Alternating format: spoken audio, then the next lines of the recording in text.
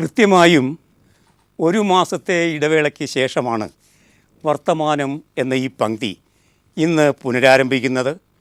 അസുഖങ്ങളും ആശുപത്രികളുമൊക്കെയാണ് ഇതിന് കാരണമായി. ഏതായാലും ഇന്ന് ആ പ്രോഗ്രാം പുനരാരംഭിക്കുകയാണ്. Good morning and welcome to Varthamanam. ഇന്നത്തെ പ്രധാനപ്പെട്ട പത്രവാർത്തകൾ. അതിർത്തിയിൽ നിന്നുള്ള, പ്രത്യേകിച്ച് പാകിസ്ഥാൻ അതിർത്തിയിൽ നിന്നുള്ള വാർത്തകളാണ് ഇന്നും പ്രധാനപ്പെട്ട വാർത്തകളായി പത്രലോകം നമുക്ക് തരുന്നത്. ഇന്ത്യ പാക് അധിനിവേശ കാശ്മീരിൻ്റെ 3 കിലോമീറ്റർ ഉള്ളിലേക്ക് സഞ്ചരിച്ച് ഒരു സർജിക്കൽ സ്ട്രൈക്ക് തിരഞ്ഞെടുക്കപ്പെട്ട ഇടത്ത് അപ്രതീക്ഷിതമായി ഏൽപ്പിക്കുന്ന ആഘാതം എന്നാണ് അതിൻ്റെ മലയാളം. അത്തരമൊരു ആക്രമണം നടത്തി വിജയകരമായി തിരിച്ചു വന്നു എന്ന വാർത്തയാണ് പത്രലോകവും അതുമാതിരി തന്നെ സൈനിക ക്യാമ്പുകളും നമുക്ക് തന്നിട്ടുള്ളത്. ആ ആക്രമണം വിജയിച്ചുവോ എങ്കിൽ അതിന് തുനിഞ്ഞിറങ്ങിയ ഭീകരർ ഗ്രാമീണരെ പരിചയാക്കി രക്ഷപ്പെട്ടുവോ? ഇന്ന് നമുക്ക് ലഭിക്കുന്ന പുതിയ വാർത്തകൾ ഏതായാലും അത്തരം ഒരു സർജിക്കൽ സ്ട്രൈക്ക് നടത്തിയതിന് ശേഷവും അവിടെ വെടിയൊച്ച നിലയ്ക്കുന്നില്ല. കാശ്മീരിൻ്റെ അതിർത്തിയിൽ വെടിയൊച്ച വീണ്ടും മുഴങ്ങിക്കേൾക്കുകയാണ്. ബാരാമുള്ളയിലെ സൈനിക ക്യാമ്പ് ഇന്നലെ പാകിസ്ഥാനിൽ നിന്ന് നുഴഞ്ഞു കയറിയ ഭീകരർ എന്ന് നാം വിളിക്കുന്ന വിഭാഗം ആക്രമിക്കുകയുണ്ടായി. ബാരാമുള്ളയിലെ ആ സൈനിക ക്യാമ്പ് ആക്രമിച്ചു എന്നതല്ല, മറിച്ച് ആക്രമണത്തിന് സന്നദ്ധരായി വന്നവർ യാതൊരു പരിക്കുമില്ലാതെ തിരിച്ച് രക്ഷപ്പെടുകയും ചെയ്തു എന്നുകൂടിയാണ് വാർത്ത. ഭീകരർ രക്ഷപ്പെട്ടു എന്ന ശീർഷകത്തിലാണ് ദീപിക ആ വാർത്ത നമുക്ക് തരുന്നത്. ഇത്രത്തോളം സംഭവഗതികൾ അരങ്ങേറിയിട്ടും ബാരാമുള്ളയിലേക്ക് ആക്രമണ ഉദ്ദേശവുമായി വന്ന ഭീകരരെ പിടിച്ചുവെക്കാൻ നമുക്ക് കഴിഞ്ഞില്ല എന്നു മാത്രമല്ല, ഗ്രാമീണരെ പരിചയാക്കി ആണ് ഭീകരർ രക്ഷപ്പെട്ടത് എന്നുകൂടി പറയുന്നത് വഴി അതിർത്തിയിൽ നിന്ന് വിജയത്തിൻ്റെ മാത്രമല്ല ആവർത്തിച്ചുള്ള പരാജയത്തിൻ്റെ കൂടി വാർത്തകൾ നമ്മെ തേടി എത്തുന്നു എന്ന് വേണം കരുതാൻ. ബാരാമുള്ളയിലെ സൈനിക ക്യാമ്പ് ആക്രമിച്ചവർ രക്ഷപ്പെടാൻ ഗ്രാമീണരെ മറയാക്കി, ഭീകരർ രക്ഷപ്പെട്ടു എന്ന ശീർഷകത്തിൽ ആ വാർത്ത നമ്മെ തേടി എത്തുന്നത് ഇങ്ങനെയാണ്. ദീപികയുടെ ലീഡ് വാർത്തയായി ബാരാമുള്ളയിലെ ജൻബാസ്പോറയിലുള്ള സൈനിക ക്യാമ്പിന് നേരെ ആക്രമണം നടത്തിയ ഭീകരർ ഗ്രാമീണരെ മറയാക്കി രക്ഷപ്പെട്ടതായി പോലീസ്. ജനങ്ങൾ തിങ്ങിപ്പാർക്കുന്നിടത്തേക്കാണ് ഇരുട്ടിൻ്റെ മറപറ്റി ഭീകരർ രക്ഷപ്പെട്ടത് എന്നതിനാൽ സുരക്ഷാസേനയ്ക്ക് കാര്യമായൊന്നും ചെയ്യാൻ സാധിച്ചില്ല. ഭീകരാക്രമണം നടന്ന രാഷ്ട്രീയ റൈഫിൾസ് 46-ാം ബറ്റാലിയൻ്റെ ക്യാമ്പിൽ തെരച്ചിൽ നടത്തി ഭീകരർ ഒളിഞ്ഞിരിപ്പില്ല എന്ന് സ്ഥിരീകരിച്ചു. ഒളിഞ്ഞിരുന്ന ഭീകരരാണ് ഉറിയിൽ 20 പേരുടെ മരണത്തിനിടയാക്കി ആക്രമണം നടത്തിയത്. അതുകൊണ്ട് ഭീകരർ ഒളിഞ്ഞിരിക്കുന്നുണ്ടോ എന്ന പരിശോധന നടത്തി ഒരൊറ്റയാളെയും കണ്ടെത്താൻ കഴിഞ്ഞില്ല എന്ന വാർത്തയാണ് ഇന്ന് ബാരാമുള്ളയിൽ നിന്ന് നമ്മെ തേടി പത്രത്താളുകളിലൂടെ എത്തുന്ന പ്രധാനപ്പെട്ട വാർത്ത. രാജ്നാഥ് സിംഗ് കേന്ദ്ര ആഭ്യന്തര മന്ത്രിയാണ്.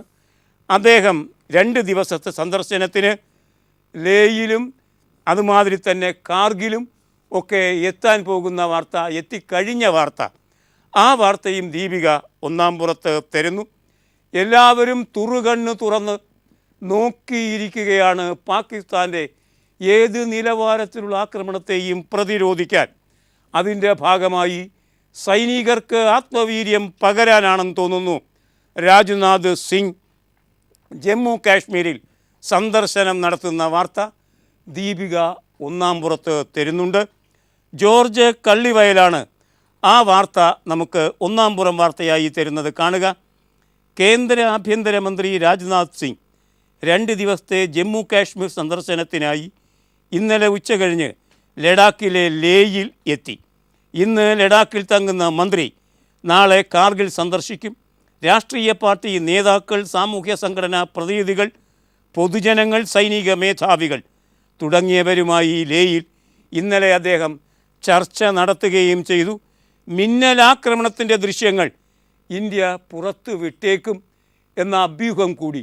ഒരുപക്ഷെ ആക്രമണം നടത്തിയതിനൊപ്പം തന്നെ ഡ്രോൺ എന്ന് പറയുന്ന ഹെലികോപ്റ്റർ ഉണ്ട്.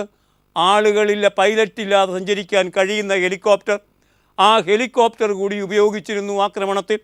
ആ ഹെലികോപ്റ്ററിൽ നിന്ന് എടുത്ത വീഡിയോ ദൃശ്യങ്ങളുണ്ട് എന്ന് സൈന്യം പറഞ്ഞിരിക്കുന്നു, രാഷ്ട്രീയ നേതാക്കൾ പറഞ്ഞിരിക്കുന്നു. വേണമെങ്കിൽ വേണ്ട സമയത്ത് ഞങ്ങളത് പ്രദർശിപ്പിക്കും. ഇന്ത്യ പറഞ്ഞതിൻ്റെ വാസ്തവികത ലോകത്തെ അറിയിക്കാനുള്ള ആ ക്ലിപ്പിങ്ങുകൾ ലോകത്തിന് തുറന്ന് കാണിച്ചു കൊടുക്കും. മിന്നലാക്രമണത്തിൻ്റെ ദൃശ്യങ്ങൾ ഇന്ത്യ പുറത്തു വിട്ടേക്കും. കാരണം അത്തരമൊരാക്രമണം ഇന്ത്യ നടത്തി എന്നത് പൂർണ്ണമായും ലോകം ഇപ്പോഴും വിശ്വസിച്ചിട്ടില്ല. അത്തരമൊരു സാഹചര്യത്തിലാണ് അതിൻ്റെ ദൃശ്യങ്ങൾ തന്നെ പുറത്തേക്ക് വിടുന്നതിനെക്കുറിച്ച് ആലോചിക്കുന്നത്. ഈ സർജിക്കൽ സ്ട്രൈക്ക്, ആ വാക്കാണല്ലോ ഇപ്പോൾ ഉപയോഗിച്ചുകൊണ്ടിരിക്കുന്നത്. സർജിക്കൽ സ്ട്രൈക്ക് എന്ന് പറയുന്നത് ഒരു പുതിയ കാര്യമല്ല. മറിച്ച് സൈന്യങ്ങൾ അങ്ങോട്ടും ഇങ്ങോട്ടും മിക്കവാറും ചെയ്തുകൊണ്ടിരിക്കുന്ന ഒരു കാര്യമാണ്. സൈനികമായി നടത്തുന്ന ആ പ്രവർത്തനം, പ്രത്യേകിച്ച് മുന്നൊരുക്കങ്ങൾ വളരെ രഹസ്യമായി നടത്തി, മുൻകൂറായി ഒന്നും ആരെയും അറിയിക്കാതെ കൃത്യമായി തിരഞ്ഞെടുക്കപ്പെട്ട ടാർഗറ്റിൽ ആ സമയബന്ധിതമായി ആക്രമണം നടത്തി ശത്രു അലർട്ടാകുന്നതിന് മുമ്പ് ആക്രമിച്ച് തകർത്ത് തരിപ്പണമാക്കി തിരിച്ച് നമ്മുടെ ഭൂപ്രദേശത്തേക്ക് വരുന്ന രീതിയാണ് സർജിക്കൽ അറ്റാക്ക് എന്ന് പറയുന്നത്. തിരഞ്ഞെടുക്കപ്പെട്ട ഒരു പ്രത്യേക കേന്ദ്രത്തെ അപ്രതീക്ഷിതമായി ആക്രമിച്ച് പ്രഹരശേഷി ഏൽപ്പിക്കുക എന്നാണ് സർജിക്കൽ അറ്റാക്കിൻ്റെ നമുക്ക് പറയാവുന്ന മലയാളം. ആ സർജിക്കൽ അറ്റാക്കുമായി ബന്ധിപ്പിച്ച് ഒരു വാർത്ത ഇന്ന് ഡെക്കാൻ ക്രോണിക്കിൾ ലീഡ് വാർത്തയാക്കി തരുന്നു, കാണുക. Surgical strikes to be army routine.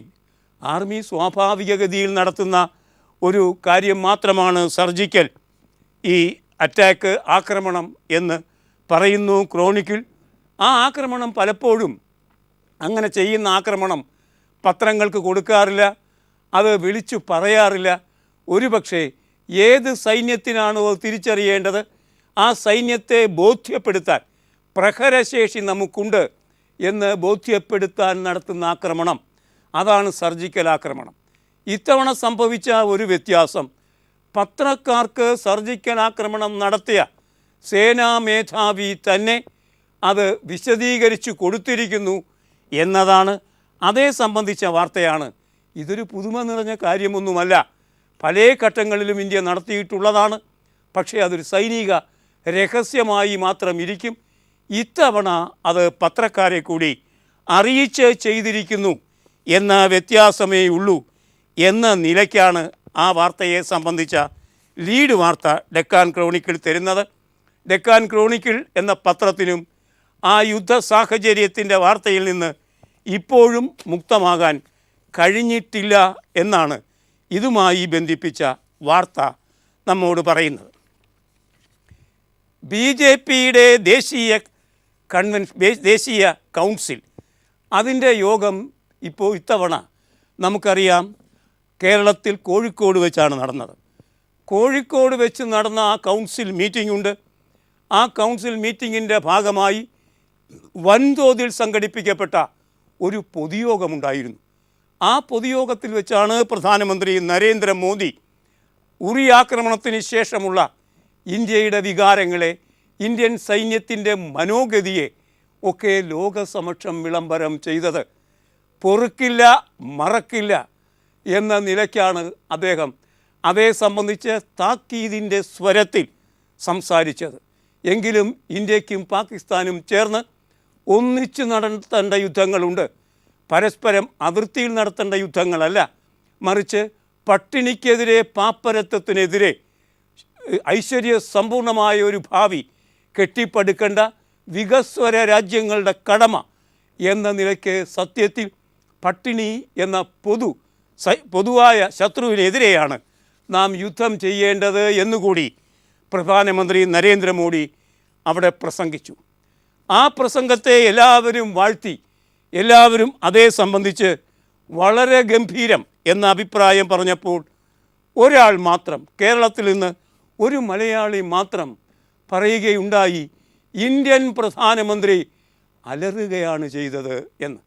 സാധാരണഗതിയിൽ പ്രധാനമന്ത്രിയുടെ സൗമ്യമായ രീതികൾ വിട്ട് ആദ്യമായാണ് അലറുന്ന ഒരു ഇന്ത്യൻ പ്രധാനമന്ത്രിയെ മലയാളികൾ ആ സ്റ്റേജിൽ കണ്ടത് എന്ന് പറഞ്ഞത് കേരളത്തിലെ PWD മന്ത്രി ജി സുധാകരനാണ്.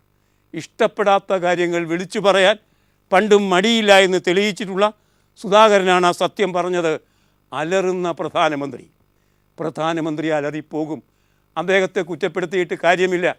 പ്രധാനമന്ത്രിയായി അദ്ദേഹം രംഗത്ത് വന്ന് 2.5 വർഷങ്ങൾ കഴിയുന്നതിന് മുമ്പ് ഒരൊറ്റ വർഷത്തിനിടയ്ക്ക് 2 പ്രധാനപ്പെട്ട സൈനിക ക്യാമ്പുകൾ ശത്രുരാജ്യം ആക്രമിക്കുന്നത് നിർനിമേഷാക്ഷനായി നോക്കി നിൽക്കേണ്ടി വന്ന ഗതികേട് സംഭവിച്ച ഏക പ്രധാനമന്ത്രിയാണ് പ്രധാനമന്ത്രി നരേന്ദ്രമോദി.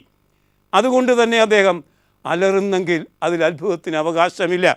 ഏതായാലും ആ ഒറ്റ വർഷത്തിനുള്ളിൽ 2 സൈനിക ക്യാമ്പുകൾ ആക്രമിക്കപ്പെടുകയും അതുകൊണ്ട് തന്നെ അദ്ദേഹത്തിൻ്റെ അസ്തിത്വം ചോദ്യം ചെയ്യപ്പെടുകയും ചെയ്യുന്ന സമയത്താണ് പ്രധാനമന്ത്രി അലറിപ്പോയത്. മറക്കില്ല, പൊറുക്കില്ല, മറന്നില്ല, പൊറുത്തുമില്ല, തിരിച്ചടിച്ചു. ആ തിരിച്ചടിയുടെ പ്രവർത്തനത്തിൽ ഇന്ത്യ അദ്ദേഹത്തിനൊപ്പം നിൽക്കുകയും ചെയ്തു. സത്യത്തിൽ നരേന്ദ്രമോദിക്ക് സർവ്വരംഗത്തു നിന്നും സർവ്വകോണുകളിൽ നിന്നും അപാരമായ പ്രശംസ പ്രതിപക്ഷത്തിൻ്റെ കയ്യിൽ നിന്ന് പോലും ലഭിച്ച ഒരു സംഭവമായി അത് മാറി. എങ്കിലും അലറുന്ന അലമുറയിടുന്ന പ്രധാനമന്ത്രിയുടെ അവസ്ഥ ഇപ്പോഴും പൂർണ്ണമായി പരിഹരിച്ചു എന്ന് പറയാനാകില്ല. കാരണം ഇപ്പോഴും അതിർത്തിയിൽ വെടിയൊച്ച മുഴങ്ങിക്കൊണ്ടേയിരിക്കുന്നു എന്ന് മാത്രമല്ല, കറാച്ചിയിൽ നിന്ന് ഇന്ത്യൻ തീരത്തേക്ക് 2 ബോട്ടുകൾ, പണ്ട് 2008 ഒരു ബോട്ട്, അത്തരമൊരു ബോട്ട് ഇന്ത്യൻ തീരമണഞ്ഞു. ബോംബെയിൽ 169 പേരെ വെടിവെച്ച് കൊന്നുകൊണ്ടാണ് ആ ബോട്ട് സത്യത്തിൽ അനാഥമാക്കപ്പെട്ടത് എന്ന് നമുക്കറിയാം. ഇതാ ഇപ്പോൾ വീണ്ടും 2 ബോട്ടുകൾ കണ്ടെത്തപ്പെട്ടിരിക്കുന്നു. കറാച്ചിയിൽ നിന്ന് 2 ബോട്ടുകൾ ഇന്ത്യൻ തീരത്തേക്ക് വന്നിരിക്കുന്നു എന്ന ശീർഷകത്തിൽ മെട്രോ വാർത്ത, ലീഡ് വാർത്ത നമുക്ക് തരുന്നു. അതും ഒരു യുദ്ധ സാഹചര്യത്തെ സംബന്ധിച്ച കാര്യം തന്നെയാണ് പറയുന്നത്. കാണുക, വിവരങ്ങളിൽ വ്യക്തതയില്ലാതെ ബാരാമുള്ള ആക്രമണം. ആ ആക്രമണത്തിൽ ഏർപ്പെട്ട ഭീകരവാദികൾ സുഖകരമായി രക്ഷപ്പെട്ടു പോയി എന്നാണ് ഏറ്റവും പുതിയ വിവരം. ഏതായാലും കറാച്ചിയിൽ നിന്ന് 2 ബോട്ടുകൾ ഇന്ത്യൻ തീരത്തേക്ക് എത്തുന്നു എന്ന വാർത്തയാണ് മെട്രോ വാർത്ത ലീഡ് വാർത്തയാക്കി തരുന്നത്. ഗുജറാത്ത്, മഹാരാഷ്ട്ര തീരങ്ങൾ ലക്ഷ്യം വെച്ച് കറാച്ചിയിൽ നിന്ന് ഭീകരരുമായി 2 ബോട്ടുകൾ തിരിച്ചതായി ഇൻ്റലിജൻസ് റിപ്പോർട്ട്. സാങ്കേതിക സംവിധാനങ്ങളോടെയുള്ള ബോട്ടുകളിൽ ഒന്നിന് തകരാറ് സംഭവിച്ചതായി സംശയിക്കുന്നുണ്ട്. ഗുജറാത്ത് തീരത്ത് 9 പാകിസ്ഥാനികളുമായി ബോട്ട് സംശയാസ്പദമായി കണ്ടെത്തിയതിന് പിന്നാലെയുണ്ടായ മുന്നറിയിപ്പ് കോസ്റ്റ് ഗാർഡും നാവികസേനയും കാര്യമായി എടുത്ത് പരിശോധനകൾ നടത്തി വരികയാണ്. യുദ്ധമല്ല, യുദ്ധത്തെ സംബന്ധിച്ച പൊതു സാഹചര്യമാണ് നിലനിൽക്കുന്നത്. ഏതായാലും ഒരു കാര്യം വ്യക്തം, പഞ്ചാബ്, രാജസ്ഥാൻ തുടങ്ങി ഗുജറാത്ത്, കാശ്മീർ തുടങ്ങിയ അതിർത്തി സംസ്ഥാനങ്ങൾ സത്യത്തിൽ യുദ്ധഭീഷണിക്ക് വശകമായി നിൽക്കുന്നു. പഞ്ചാബിലും അതുപോലെ മറ്റിടങ്ങളിൽ നിന്നും 10 കിലോമീറ്റർ ഓളം ഗ്രാമീണരെ യുദ്ധഭീഷണിയെ മുൻനിർത്തി ഇന്ത്യ ഒഴിപ്പിച്ച് ഉൾപ്രദേശത്തേക്ക് മാറ്റി താമസിപ്പിക്കുകയും ചെയ്തിട്ടുണ്ട് എന്ന് പറയുമ്പോൾ ആ പ്രദേശത്തെ സാധാരണ ആളുകളെ സംബന്ധിച്ചിടത്തോളം യുദ്ധം ഒരു യാഥാർത്ഥ്യമായി തീർന്നുകൊണ്ടിരിക്കുന്നു എന്നാണ് ഈ വാർത്തകൾ നമ്മോട് പറയാതെ പറയുന്നത്. ഇന്ത്യ സത്യത്തിൽ ഒരു സർജിക്കൽ സ്ട്രൈക്ക് നടത്തിയിട്ടുണ്ടോ? അതേ സംബന്ധിച്ച് പാകിസ്ഥാൻ പറയുന്നത് ഇന്ത്യ ഇങ്ങനെ പറയുന്നു എന്നല്ലാതെ ഞങ്ങളുടെ മണ്ണിലേക്ക് കടന്നു വന്ന് ഒരാക്രമണവും നടത്തിയിട്ടില്ല എന്നാണ് ലോകസമക്ഷം പാകിസ്ഥാൻ പ്രധാനമന്ത്രി വെളിപ്പെടുത്തിയിരിക്കുന്നത്. എങ്കിലും 2 പാകിസ്ഥാൻ സൈനികർ വധിക്കപ്പെട്ടിട്ടുണ്ട്. 38 മുതൽ 50 പേരടങ്ങുന്ന ഭീകരവാദികളെ കൊന്നു എന്ന് വാർത്ത നാം പ്രചരിപ്പിക്കുന്നു. ഒപ്പം 10 സൈനികരെങ്കിലും അവിടെ വധിക്കപ്പെട്ടിട്ടുണ്ട് എന്ന് വാർത്ത പ്രചരിപ്പിക്കുമ്പോൾ പാകിസ്ഥാൻ പറയുന്നു അങ്ങനെ ഒരു സർജിക്കൽ സ്ട്രൈക്കൊന്നും ഉണ്ടായിട്ടില്ല എന്ന് മാത്രമല്ല, അതിർത്തി കടന്ന് നടന്ന വെടിവയ്പ്പിൽ 2 പാകിസ്ഥാൻ സൈനികർ കൊല്ലപ്പെട്ടു എന്ന് മാത്രമേ ഉള്ളൂ. അതാണ് പാകിസ്ഥാൻ ഇതുവരെ അംഗീകരിച്ചിട്ടുള്ളത്. എന്നാൽ ഇന്നലത്തെ ജനയുഗം അതുമായി ബന്ധിപ്പിച്ച് ഒരു വാർത്ത നമുക്ക് എത്തിച്ചു തരുന്നു. ഇന്നലത്തെ വാർത്തയാണെങ്കിലും ആ വാർത്തയുടെ പ്രസക്തി കണക്കിലെടുത്താണ് ഇന്ന് ആ വാർത്ത നമുക്ക് പരിശോധിക്കേണ്ടി വരുന്നത്. ഇന്ത്യ സർജിക്കൽ സ്ട്രൈക്ക് നടത്തിയിട്ടില്ല എന്ന തങ്ങളുടെ വാദത്തിന് കൂടുതൽ ശക്തി പകരാനുള്ള ശ്രമത്തിലാണ് പാകിസ്ഥാൻ. മിന്നലാക്രമണം നടന്നുവെന്ന് പറയുന്ന സ്ഥലത്ത് മാധ്യമപ്രവർത്തകരുടെ സംഘത്തെ നേരിട്ടെത്തിച്ച് വാദത്തിന് കരുത്തേകാനും പാകിസ്ഥാൻ ശ്രമം നടത്തി.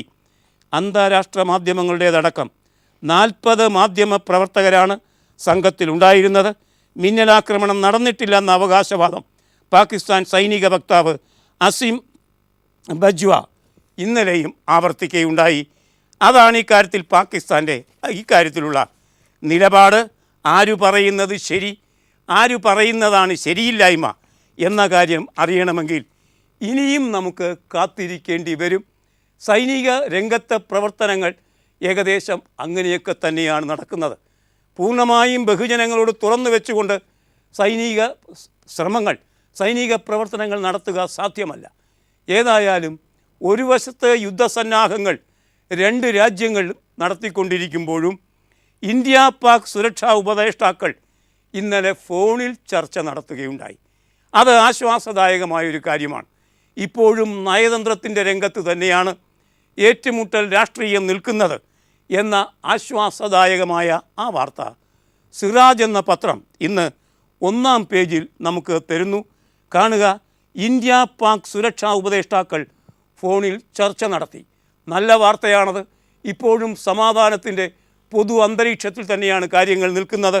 അതുകൊണ്ട് തന്നെ ആശ്വാസദായകമായ നല്ല വാർത്തയുടെ അന്തരംഗങ്ങളിലേക്ക് നമുക്ക് സഞ്ചരിക്കാം ഒരു ചെറിയ പരസ്യ ഇടവേളയ്ക്ക് ശേഷം. ഇന്ത്യ പാക് സുരക്ഷാ ഉപദേഷ്ടാക്കൾ ടെലഫോണിൽ സംസാരിച്ചുകൊണ്ട് സമവായ ശ്രമങ്ങൾ നടത്തുന്നതിൻ്റെ വാർത്ത സിറാജ് തരുന്നത് കാണുക. ഉറി ഭീകരാക്രമണത്തിനും തിരിച്ചടിക്കും പിന്നാലെ ഇന്ത്യ പാക് ബന്ധം കൂടുതൽ വഷളായ സാഹചര്യത്തിൽ ഇരു രാജ്യങ്ങളിലെയും ദേശീയ സുരക്ഷാ ഉപദേഷ്ടാക്കൾ ഫോണിൽ ചർച്ച നടത്തി. ഇന്നലെ രാവിലെയാണ് ഇരുവരും സംസാരിച്ചത്. ഇരു രാജ്യങ്ങൾക്കിടയിൽ നിലനിൽക്കുന്ന സംഘർഷാവസ്ഥയിൽ അയവ് വരുത്തണമെന്നുൾപ്പെടെയുള്ള കാര്യങ്ങളാണ് ഇന്ത്യൻ സുരക്ഷാ ഉപദേഷ്ടാവ് അജിത് ഡോവലും പാക് ഉപദേഷ്ടാവ് നസീർ ജൻജുവയും നടത്തിയ സംഭാഷണത്തിൽ വിഷയമായത്. ഇരു രാജ്യങ്ങളിലെയും സുരക്ഷാ ഉപദേഷ്ടാക്കൾ ഫോണിൽ ചർച്ച നടത്തിയ കാര്യം പാക് പ്രധാനമന്ത്രിയുടെ വിദേശകാര്യ ഉപദേഷ്ടാവ് സർതാജ് അസീസ് സ്ഥിരീകരിക്കുകയും ചെയ്തു എന്ന് പറയുമ്പോൾ യുദ്ധസന്നാഹം മാത്രമല്ല, സമാധാനത്തിനുള്ള ശ്രമങ്ങളും മുന്നോട്ട് കൊണ്ടുപോകുന്നു അതിർത്തിയിൽ. ഏതായാലും ആശ്വാസദായകം തന്നെയാണ് ആ വാർത്ത. ഇതൊക്കെയാണ് അതിർത്തിയിൽ നിന്ന് ഇന്ന് പത്രത്താളുകളിലൂടെ നമ്മെ തേടിയെത്തുന്ന വാർത്താ ലോകം. കേരളത്തിൽ നടക്കുന്ന സമരം സ്വാശ്രയ സമരം. ആ സമരത്തെ മുൻനിർത്തി കോൺഗ്രസ്സുകാർ അവരുടെ താൽപ്പര്യങ്ങൾ, വ്യക്തിഗത താൽപ്പര്യങ്ങൾ, ഗ്രൂപ്പിൻ്റെ താൽപ്പര്യങ്ങൾ ഒക്കെ മറന്ന് ഒരു സമര മുന്നണിയിൽ ഐക്യപ്പെട്ട് കൈയോട് കൈ ചേർന്ന് മെയ്യോട് മെയ് ചേർന്ന് നിൽക്കുന്ന ഒരവസ്ഥയാണല്ലോ ഉള്ളത്. അസംബ്ലി ഇന്ന് തുടങ്ങുമ്പോൾ MLA-മാരുടെ നിരാഹാര സമരം 7-ാം ദിവസത്തിലേക്ക് കടക്കുന്ന സമയത്ത് ഇന്ന് ആ സമരം പിൻവലിക്കപ്പെടാൻ ഇടയുണ്ട് എന്ന ഒരു ധാരണ, അല്ലെങ്കിൽ അത്തരം ഒരു ആഗ്രഹമോ, അല്ലെങ്കിൽ അങ്ങനെ ഒരു വാർത്ത മലയാള മനോരമ 1-ാം പേജ് തരുന്നു. സമരങ്ങൾ ആ നിലയ്ക്ക് പരിഹരിക്കപ്പെടുന്നത് നല്ല കാര്യമാണ്. സ്വാശ്രയം പ്രതിപക്ഷ സമരം ഇന്ന് ഒത്തുതീർപ്പിൽ എത്തിയേക്കും. കാരണം ഇന്ന് മുഖ്യമന്ത്രി സ്വകാര്യ മാനേജ്മെൻറ്റുകൾ, സ്വാശ്രയ മാനേജ്മെൻറ്റുകളുമായി ഫീസ് ഇളവിനെ സംബന്ധിച്ച ചർച്ച നടത്തുന്നുണ്ട്.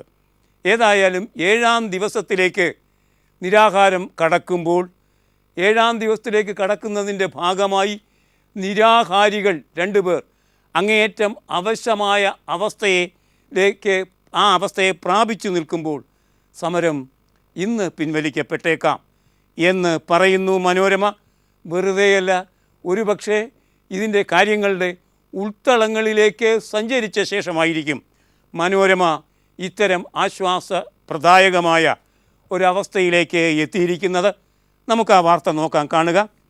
ഫീസ് കുറയ്ക്കാൻ സന്നദ്ധരായി സ്വാശ്രയ കോളേജ് മാനേജ്മെൻറ്റുകൾ മുന്നോട്ട് വന്നതോടെ നിയമസഭയിൽ പ്രതിപക്ഷം തുടരുന്ന പ്രതിഷേധവും നിരാഹാര സമരവും ഇന്ന് ഒത്തുതീർപ്പിലെത്തിയേക്കും. ഇന്ന് സ്വാശ്രയ മാനേജ്മെൻറ്റുകളുമായി മുഖ്യമന്ത്രി പിണറായി വിജയനും ആരോഗ്യമന്ത്രി കെ ശൈലജയും നടത്തുന്ന ചർച്ചയിലെ തീരുമാനങ്ങൾ അനുകൂലമായാൽ സമരം അവസാനിപ്പിക്കാനാണ് പ്രതിപക്ഷം ആലോചിക്കുന്നത്. പക്ഷേ ഫീസ് മാനേജ്മെൻറ്റുകൾ കുറയ്ക്കുക എന്ന് പറയുന്നത് അത്ര എളുപ്പത്തിൽ നടക്കുന്ന ഒരു കാര്യമാണോ എന്ന സന്ദേഹമുണ്ട്. ഏതായാലും മനോരമ ഇന്ന് ആ സമരം പിൻവലിക്കപ്പെടാനുള്ള സാധ്യതയിലേക്ക് വിരൽ ചൂണ്ടുന്നു. കർണാടകം തമിഴ്നാടിന് സുപ്രീം കോടതി പറയുന്നതനുസരിച്ച് 6000 ഘനയടി ജലം ദിവസം പ്രതി നൽകുമോ? അതേ സംബന്ധിച്ച് അസംബ്ലിയെ മുൻനിർത്തി കർണാടകയും കോടതിയെ മുൻനിർത്തി സുപ്രീം കോടതിയും ഏറ്റുമുട്ടലിൻ്റെ വക്കിലേക്ക് സഞ്ചരിക്കുമ്പോൾ കാവേരി നദീജല തർക്കത്തെ സംബന്ധിച്ച ആ ഏറ്റുമുട്ടൽ കോടതി ഒരു വശത്തും മറുവശത്ത് അസംബ്ലിയിൽ നിന്ന് നടത്തുന്ന ഏറ്റുമുട്ടൽ 3 തവണയായി കോടതി ആവശ്യപ്പെടുന്നു.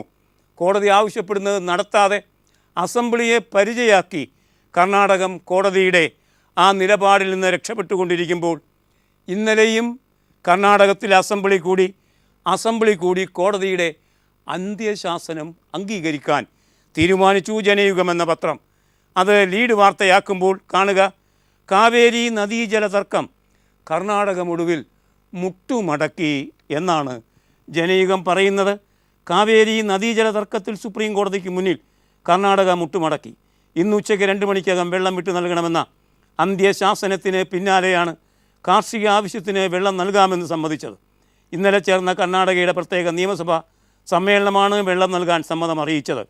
സുപ്രീം കോടതിയുടെ അന്ത്യശാസനത്തിൽ മുട്ടുമടക്കിയ കർണാടക നിയമസഭ കാവേരി നദീജലം തമിഴ്നാടിന് വിട്ടു നൽകാൻ സമ്മതം അറിയിച്ചുകൊണ്ടുള്ള പ്രമേയം അംഗീകരിച്ചു എന്നാണ് ജനയുഗത്തിൻ്റെ ഈ 1-ാം പേജ് വാർത്ത നമ്മോട് പറയുന്നത്. സുപ്രഭാതം എന്ന പത്രവും ആ വാർത്ത 1-ാമത്തെ വാർത്തയാക്കിയിട്ടുണ്ട്.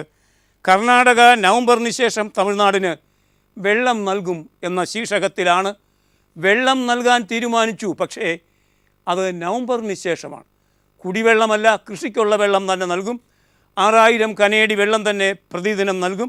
പക്ഷേ അത് നവംബറിന് ശേഷം ആവശ്യത്തിന് വെള്ളം സംഭരണിയിലെത്തിയ ശേഷം മാത്രമേ നൽകുകയുള്ളൂ എന്നാണ് സുപ്രഭാതം.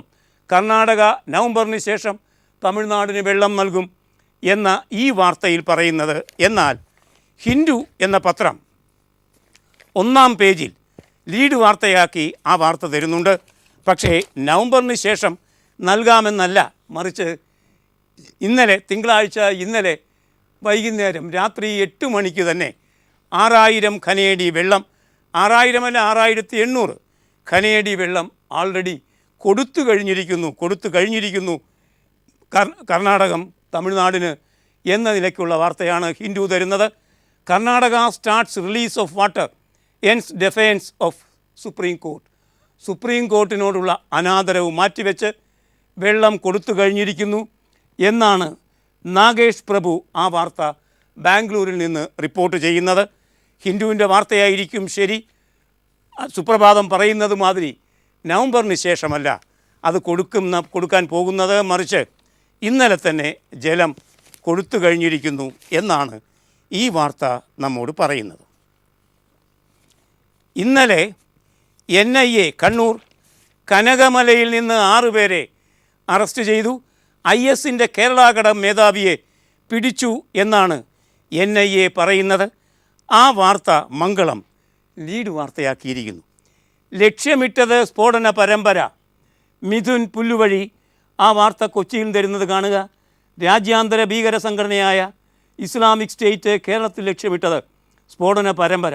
ഷോപ്പിംഗ് മാളുകളടക്കം 7 തന്ത്രപ്രധാന സ്ഥലങ്ങളിൽ സ്ഫോടനം നടത്തുകയും 5 പ്രമുഖരെ വധിക്കുകയുമായിരുന്നു ഭീകരരുടെ ലക്ഷ്യം.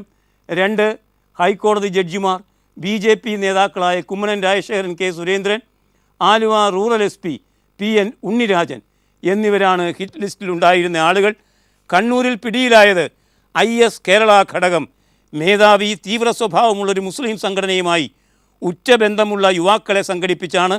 മൻസീദ് കേരളത്തിൽ IS ഘടകമായ അൻസാർ ഉൾ ഖിലാഫ്, അതാണ് അതിൻ്റെ പേര്, അൻസാർ ഉൾ ഖിലാഫ് എന്ന കേരള ഘടകം, ISൻ്റെ കേരള ഘടകം രൂപപ്പെട്ടുവെന്നും സ്ഫോടന പരമ്പരയ്ക്കാണ് അവർ പദ്ധതിയിട്ടിരുന്നത് എന്നുമൊക്കെയാണ് അതേ സംബന്ധിച്ച വാർത്ത, നമ്മെ തേടിയെത്തുന്ന വാർത്ത ഇന്ന് പത്രലോകം നമുക്ക് തരുന്നത്. കേരള കോൺഗ്രസ് മാണി വിഭാഗം ഒരു അന്വേഷണ റിപ്പോർട്ട് തയ്യാറാക്കി. ആ അന്വേഷണ റിപ്പോർട്ടിൽ ബാർക്കോഴ കേസിൽ അവരുടെ നേതാവിനെ പെടുത്തുകയായിരുന്നു എന്ന ആക്ഷേപമുണ്ടായിരുന്നു. ഏതായാലും ആ അന്വേഷണ റിപ്പോർട്ട് പുറത്തേക്ക് വന്നിരിക്കുന്നു.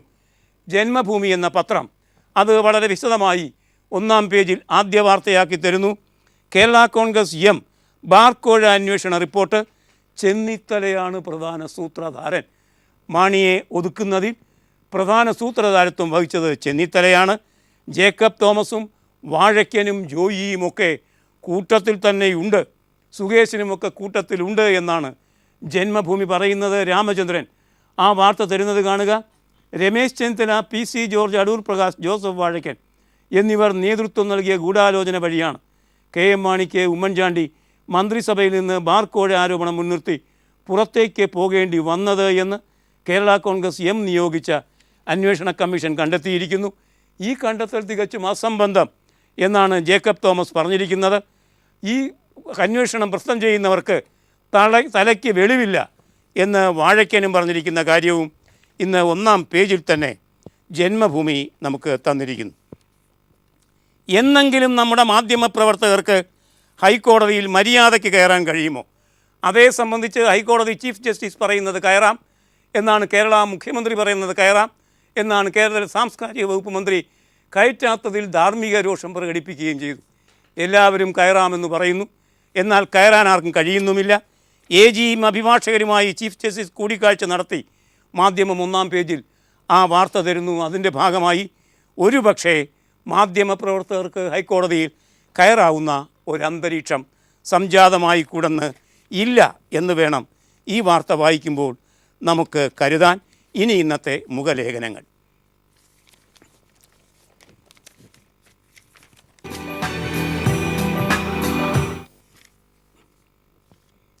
ഒരു സർജിക്കൽ സ്ട്രൈക്ക് ഇന്ത്യൻ സൈന്യം സത്യത്തിൽ നടത്തിയോ ഇല്ലയോ, അതിനെ സംബന്ധിച്ച് ഇന്ത്യ ഒന്ന് പറയുന്നു, പാകിസ്ഥാൻ മറ്റൊന്ന് പറയുന്നു.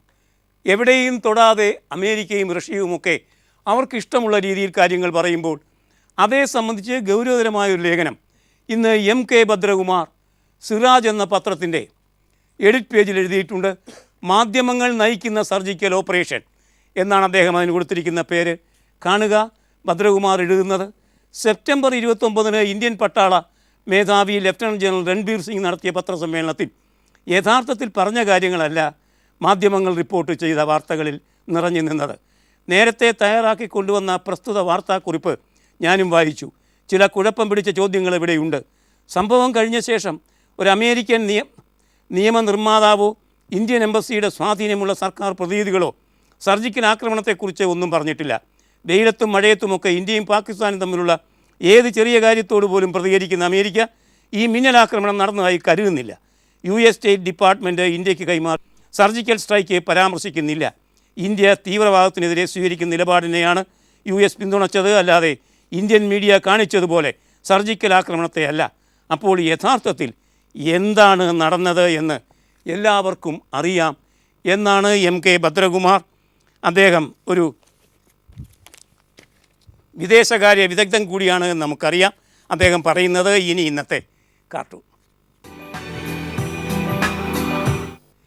ആം ആദ്മി പാർട്ടിയിൽ നിന്നും പുറത്താക്കപ്പെട്ട 2 സ്ഥാപക നേതാക്കളാണ് യോഗേന്ദ്ര യാദവും പ്രശാന്ത് ഭൂഷണും.